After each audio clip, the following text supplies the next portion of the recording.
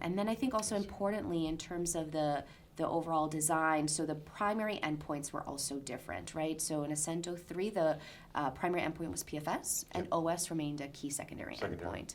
Whereas in TBO2, there were two primary endpoints. The study was powered for both PFS and OS, and the statistical design allowed it so that the trial would be positive if either PFS or OS Now, in the more traditional kind of study design where you have PFS as the primary and OS as a secondary endpoint, in Ascent-03, you mentioned there was crossover allowed, and patients were allowed access to sastuzumab after progression in the control arm. What fraction of patients was that in Ascent-03, and what impact might that have on the statistical power to detect an OS signal, even if there might be one there? That is a question, right? So we know that in TBO2, of patients in the control arm, so far, at least to date, at the time of the data cutoff, 30% have received any subsequent ADC in the control arms.